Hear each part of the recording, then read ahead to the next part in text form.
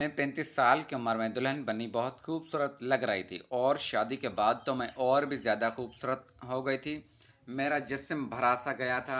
मेरी शादी को महीना भी नहीं गुजरा था कि मैंने ससुराल में बच्चों को ट्यूशन पढ़ाना शुरू कर दिया। मैं सारे बच्चों को अपने बेडरूम में बैठकर ट्यूशन पढ़ाती। उन बच्चों में से एक अदनान बच्चा था जो सबसे बड़ा था। उसकी उम्र तकरीबन 11 साल थी। अदनान उन सब से अलग था।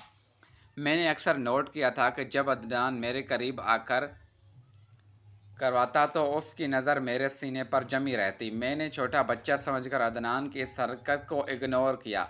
एक दिन मैंने सब बच्चों को जाने के बाद अदनान को रोक लिया कि मैं उससे इमाम से पढ़ाऊंगी और साथ साथ घर के काम भी करती रहूंगी। सब बच्चे छुट्टी करके चले गए। अदनान मेरे बेडरूम में बैठा सवाल हल करने में मसरूफ़ था। मैं किचन में जाकर खाना बनाने की तैयारी करने लगी। थोड़ी देर बाद कमरे में दाखिल हुए तो अदनान को देखकर ना शर्मिंदा हो गई कि इतनी सी उम्र में यह बच्चा इस हद तक भी जाएगा। मैं सोच भी नहीं सकती थी क्योंकि वो मेरी अलमारी खोलकर मेरी खमीज हाथ में पकड़कर देख रहा था। मुझे देखते ही उसने झट से अलमारी बंद कर दी और फट से अपनी जगह पर बैठ गया।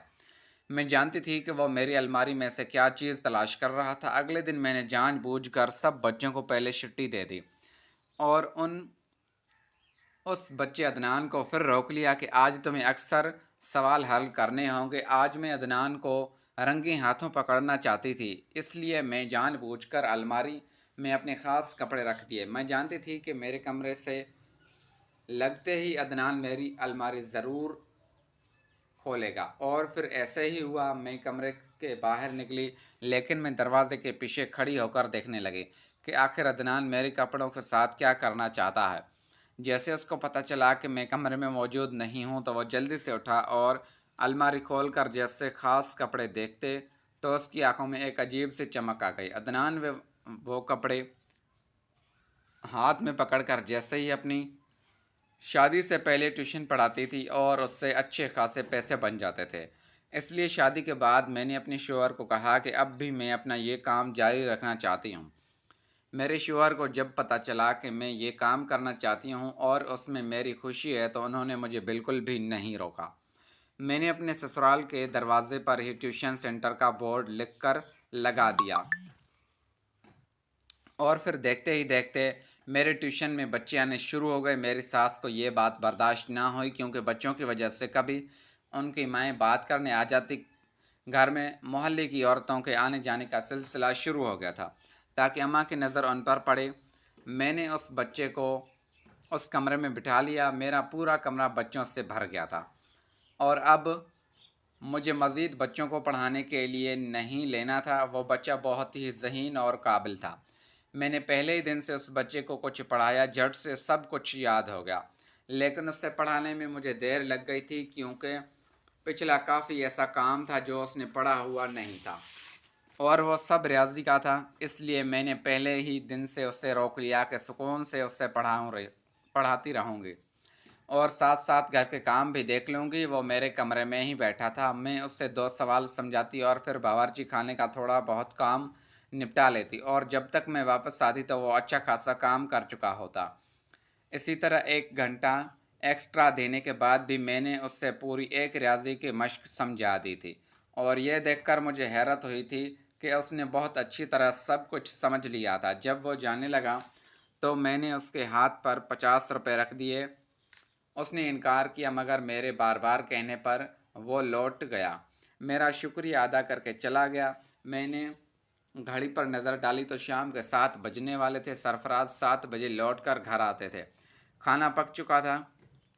मैंने सोचा जल्दी से तैयार हो जाती हूँ और यही सोचकर मैंने अलमारी खोली तो हैंगर में मेरे सोराख खमीस गायब थी और यह देखकर मैं परेशान हो गई थी क्योंकि सुबह ही मैंने कपड़े इस्त्री करके लगाए थे। मैंने इर्द गिर्द भी देखा लेकिन शलवार तो मौजूद थी, खमीस का अता पता नहीं था। मैं सर पकड़कर बैठ गई और फिर जब कुछ समझ ना आया तो मैंने जल्दी से दूसरे कपड़े इस्त्री किए और अच्छी तरह तैयार हो गई। अभी हमारी शादी को ज़्यादा महीने नहीं गुजरे थे, इसलिए मेरा यही कुछ नई नवेली दुल्हनों वाला काम था कि शौहर के आने से पहले ही मैं नए कपड़े भी पहन लेती और सुर्खी पाउडर भी कर लेती। 7 बजे کے بعد سرفراز گھر آئے تو مجھے دیکھ کر خوش ہوئے اور میری تعریف کرنے لگے۔ کھانے کا وقت ہو گیا تھا، میں نے کھانا لگایا اور اپنی ساس کو بھی ٹیبل پر بلا لیا اور سرفراز بھی آ بیٹھے۔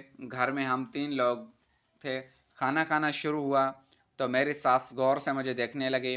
مجھے ان کی نظروں کی تپش کا احساس ہوا تو میں نے ان کی نظر دیکھا۔ وہ کہنے لگی، صبح تم نے سرخ رنگ کا جوڑا استری کیا تھا، پھر یہ جوڑا کیوں پہنا ہے؟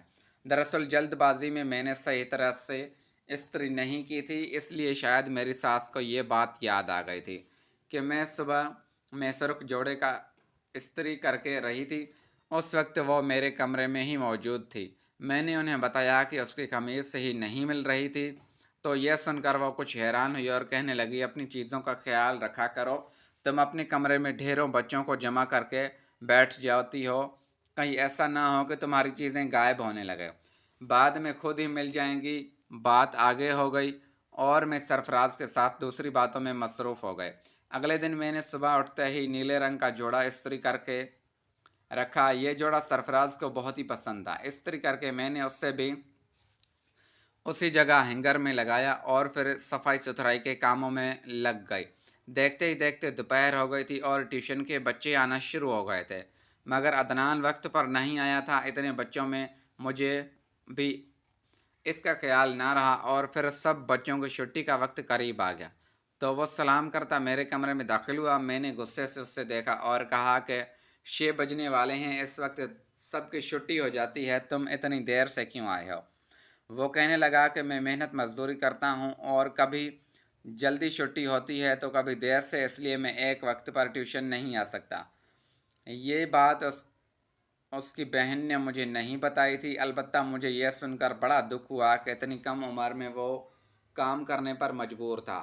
اس کی مجبوری جاننے کے بعد میں نے کچھ بھی نہیں کہا اور اسے بٹھا لیا۔ ویسے بھی اسے زیادہ توجہ کی ضرورت تھی۔ میں نے سوچا کہ سب بچوں کے جانے کے بعد میں سکون سے اسے تھوڑا تھوڑا پڑھا دوں گی، ساتھ ساتھ گھر کے کام بھی نپٹا لوں گی۔ کھانے میں اس وقت پکاتی تھی، وہ ایک طرف لگا کر بیٹھ گیا اور پھر سب کی چھٹی دینے کے بعد میں نے اس سے ریاضی کے 2 سوال سمجھائے۔